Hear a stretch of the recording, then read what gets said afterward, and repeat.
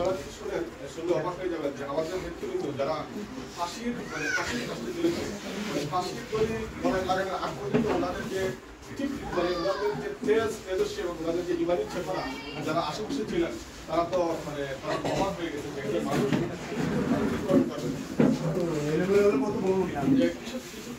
যারা হাজার হাজার নেতৃবৃন্দ যারা জেল জুলুম নির্যাতন করতেছে জেল থেকে হাসি মুখে বের হয়ে আসতেছে।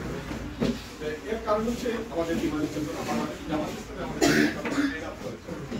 ট্রেন আপ করেছেন ভবিষ্যৎ আলো।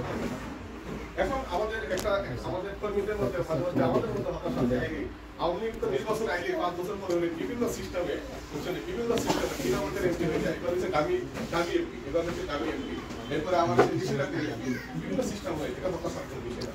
রাজনীতি যত গভীর হয় প্রভাব তত কাছে আসে। এদেশের মানুষ রাজনৈতিকভাবে দেলিয়া হয়ে গেছে, অর্থাৎ রাজনৈতিক কোনো আদর্শ নেই, কোনো আদর্শ নেই। কোথায় যাবে, কার কাছে যাবে, কে আশ্রয় করবে?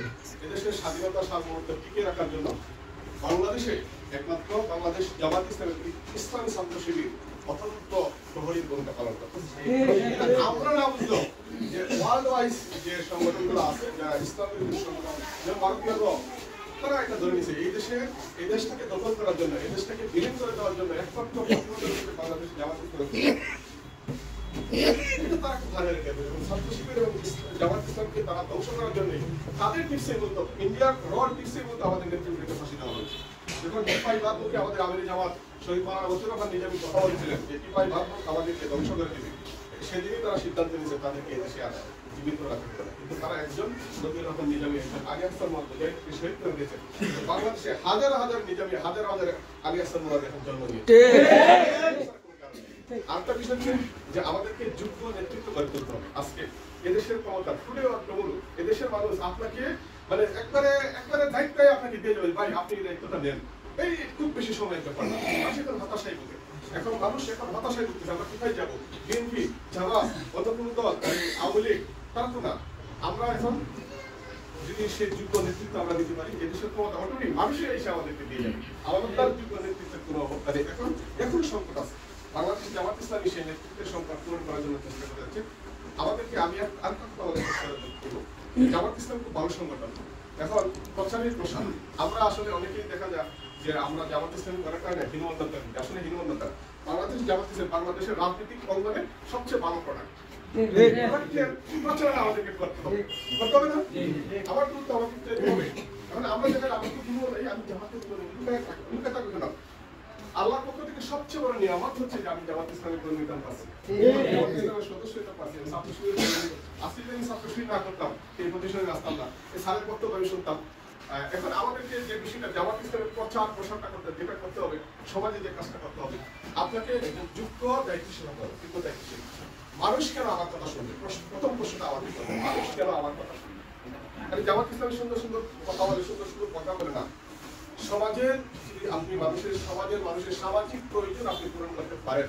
একজন মানুষ আপনি জামাত ইসলামের দায়িত্বশীল, আপনার পাশে একজন মানুষ অসুস্থ, পাশের বাড়ির একজন মানুষ তো সে পয়সার অভাবে চিকিৎসা করতে পারে না, আপনারও পয়সা নাই, আপনি তখন কি করবেন?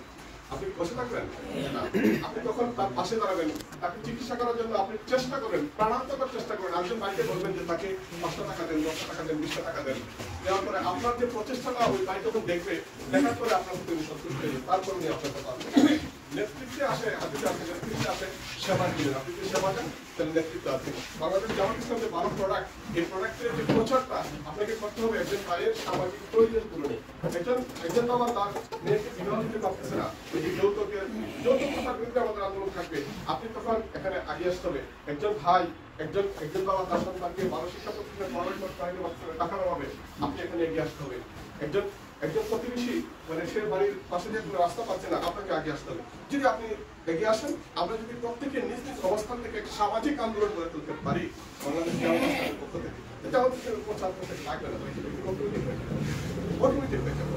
বক্তৃতা দিয়ে কোনো লাভ হবে না, বক্তৃতা আমাদের কোনো খারাপ দেখবে। আপনি যে জামাত ইসলামের কর্মী হিসাবে আপনি কতটুকু সমাজের জন্য নিজেকে প্রয়োজন হিসাবে গড়ে তুলতে পারছেন, সমাজ আপনাকে কতটা ফিল করে, আপনার শূন্যতা সমাজ কতটা ফিল করে, আপনি না থাকলে সমাজ কি করে, আপনি সমাজের জন্য কতটা ছায়া হয়ে দাঁড়াতে পারছেন। যদি আপনি সমাজকে দিতে পারেন, আপনার সমাজে কর্মী সবাই করতে পারেন, তাহলে জামাত ইসলাম এমনি করবে যে না, তাহলে এই ভাই কেন এত এত ভালো ভালো কথা বলে, এত সুন্দর কথা বলে, আমাদের বিপদে আগে আসে কেন কেন কেন কাজটা কি? কারণ কি যে দেখবে যে এই ভাই তো ছাত্র শিবির করছে, এই যে ছাত্র শিবিরের সভাপতি এলাকা তাইনি মানে পাগল হয়ে যায়, ভাই মুখে কথা দিতাম, মুখে খবর দিতাম, প্রোগ্রাম করতাম, ঠেকা দিন। আমরাও অনেক সময় বিরক্ত হয়ে অনেক সময় যেটা আপনাদেরকে দেওয়া দরকার। জামাত ইসলামের বাইরে এইভাবে বিভিন্ন প্রোগ্রাম, বিভিন্ন কর্মসূচি বাস্তবায়ন জন্য সামাজিক মানুষের সামাজিক প্রয়োজন যদি পূরণ করা সম্ভব হয়, জামাত ইসলামের মানে যে ভালো প্রোডাক্ট এমনি অটোমেটিক কথা হয়ে যাবে। আমার যে নবমনোনীত যে ড্রাইভার আমি, উনি অত্যন্ত চমৎকার কথা বলছেন, আবেগঘন কথা, অত্যন্ত আবেগঘন, সমাজকে বদলে দেওয়ার জন্য এটি যথেষ্ট।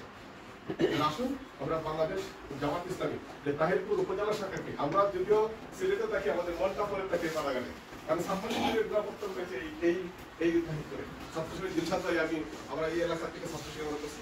আমরা এই সব এলাকা সম্পূর্ণ নিয়ে যদিও ভাবি, অনেকে তো ভাবতে পারেন যে এলাকা দূর থেকে ভাবলে কি হবে, আসলে আমরা একটু চিন্তা করি যে আসলে যদি এলাকায় সময় দিতে পারতাম, এলাকার ভাইদের সাথে সমন্বয় করতে পারতাম, আমাদের অনেক ভালো লাগতো। ভবিষ্যতে আমরা চেষ্টা করবো যাতে এলাকার আমরা সমন্বয় করতে পারি, তাদের সাথে সমন্বয় করে সংগঠনকে সামনের দিকে এগিয়ে নিয়ে যায়। এই বলে আমার সাংবাদিক কথা শেষ। আমার ব্যক্তিগত একটা দাওয়াত, আমি তো এই এলাকাটা আমি একটা কলেজ করতেছি আর কি, আলহামদুলিল্লাহ এটা পাঠদানের অনুমোদন পেয়েছে। আমি রুকনুদ্দিন স্যারের সাথে আমি একটু বিষয়টা আনুষ্ঠানিকভাবে শেয়ার করেছি। আব্দুল্লাহ স্যারকে আমার পাওয়ার সুযোগ হয়েছে না।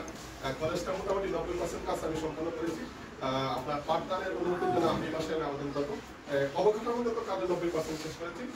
আপনাদের সবার দাওয়াত সুযোগ থাকলে আজকে স্যার সহ আজকে আমার ক্যাম্পাসটা ভিজিট করে যাবেন। সবার জন্য আমি দোয়া করি, আমার জন্য সবাই দোয়া করি।